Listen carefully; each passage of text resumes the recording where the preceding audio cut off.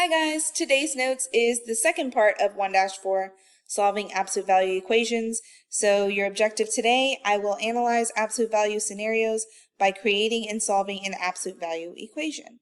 So today's equations are a little bit more involved, a little bit more tricky. So if we're solving this equation here, the absolute value of x plus 10 is equal to the expression 4x minus 8. Now, we don't know what 4x minus 8 is equal to. It depends on what x is equal to. So when we have variables on both sides,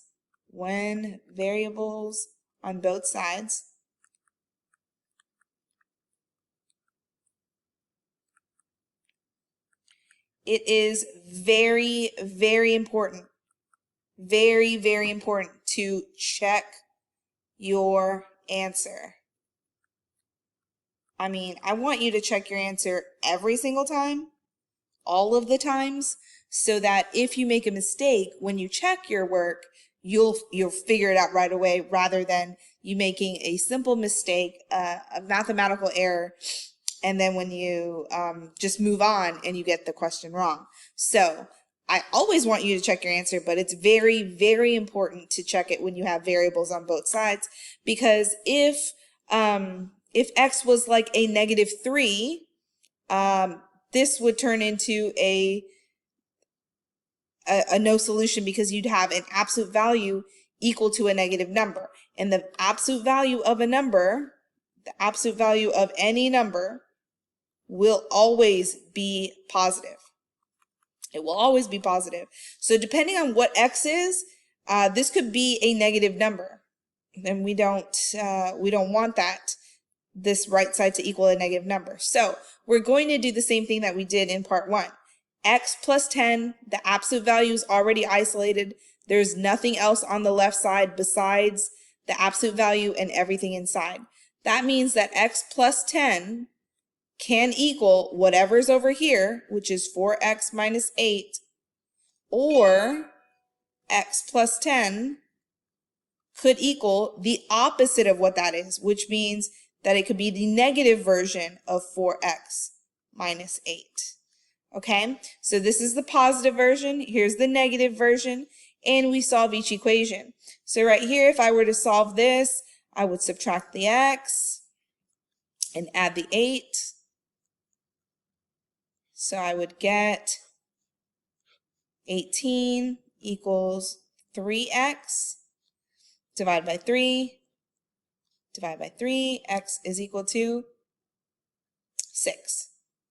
So if x is equal to 6 for this equation, now I'm going to plug it in.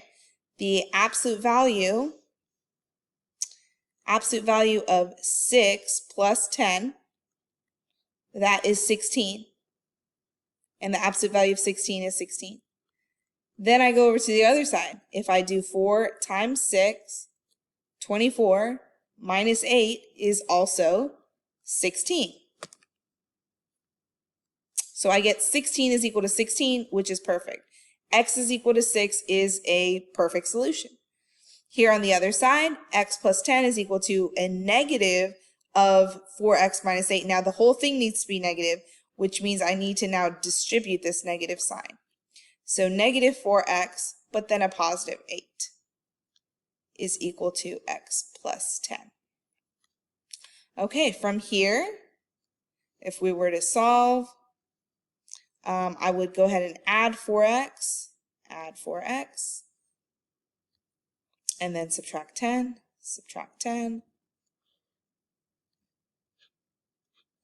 5x equals -2, divide by 5, and x is equal to -2 fifths. Okay, keep that fraction, and we do have to check it. I'm sorry it's a fraction. You will have lots of fractions in this class, so we're just going to have to deal with it, okay? -2 fifths plus 10, and check to make sure that that equals 4 times -2 fifths minus 8. So for right here, I need a common denominator in order to add two numbers together. How many fifths make up 10? 50. 50 fifths make up 10. 50 fifths plus -2 fifths is -48 fifths. Okay, and is that equal to the right side here? So this part right here, this is going to be -8 over 5 minus 8 over 1. This is going to be 40 minus 40 fifths, and that would be -48 fifths still, which it does equal, yes. So actually, x is equal to -2 fifths is a good answer. So no worries there. Okay, next one here, we're going to do the same thing. We need to isolate this absolute value. So get the absolute value by itself. I need to get rid of the 3. I need to get rid of the -2x. Do the inverse operation. So first I would do the addition. So I have 3 absolute value of 2x plus 2 is equal to 3x plus 3. And then we will go ahead and divide both sides by 3. 3 gets canceled here. I'm left with the absolute value of 2x plus 2 is equal to 3x divided by 3 is just x, and then 3 divided by 3 is 1. So there we go. And now that the absolute value is by itself, 2x plus 2 could equal the positive version of what's on this side, or 2x plus 2 could equal the negative version of what's on the right side. And then we go ahead and we solve. So subtract x, subtract 2, x is equal to -1. Now again, this is a possible answer. We don't know. Distribute this negative sign here for the opposite.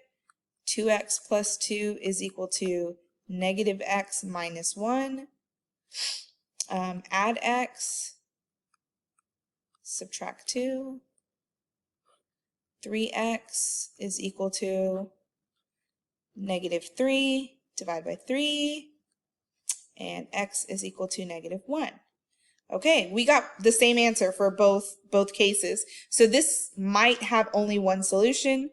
The only way to tell is if we check it though. So I'm going to have to check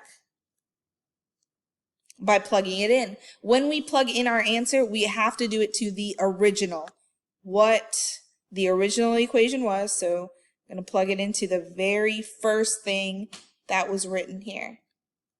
And I plug it into every single x.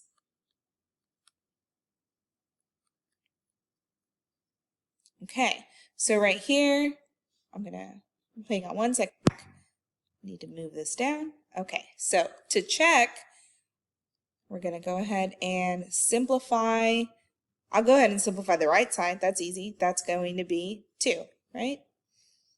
And then the left side here, I'm going to do what's inside the absolute value first. So 2 times -1, -2, plus 2, the absolute value of that. So the absolute value, -2 plus 2, then I'm going to simplify that to 0. Absolute value of 0 is 0, so we have this. Multiplication and division. Next, this is multiplication. 3 times 0 is 0. -2 times -1 is +2. So 0 plus 2 is equal to 2. And 0 plus 2 is 2.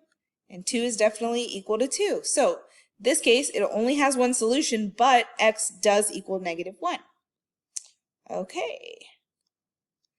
Last one is the real world solving absolute value real world problem. So tennis rackets have 110 square inch head plus or minus 25 square inches.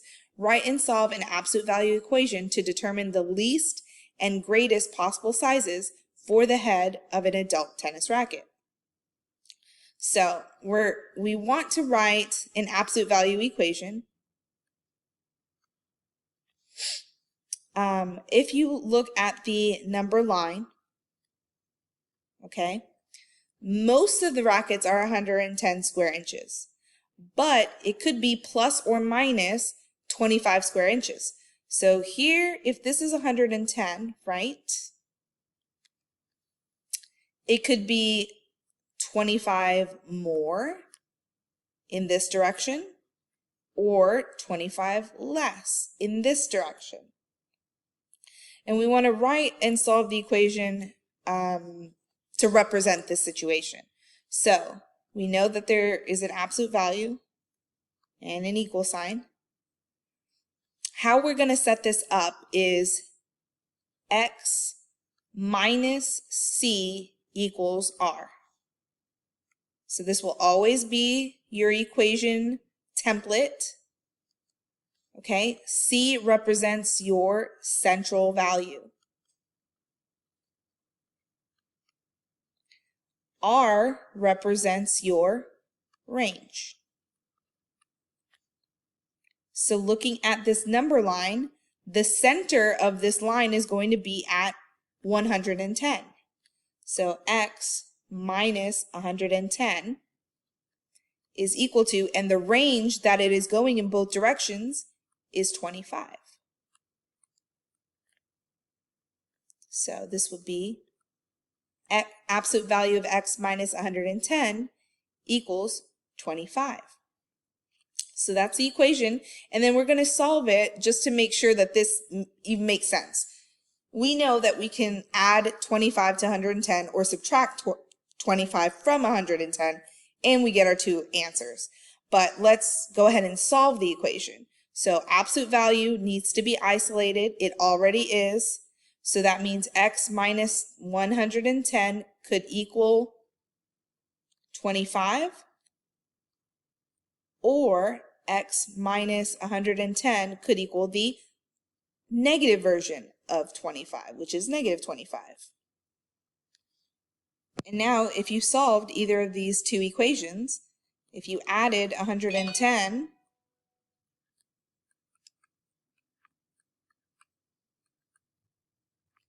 you'd get your two solutions. X is equal to 135, so this would be the greatest. And x here would equal to 85, and that would be the least. And those two answers definitely make sense because that's what you would have gotten if you just did the basic thing of taking 110 and adding 25 to it and subtracting 25 to it. Okay, those are your notes for the second part of solving absolute value equations.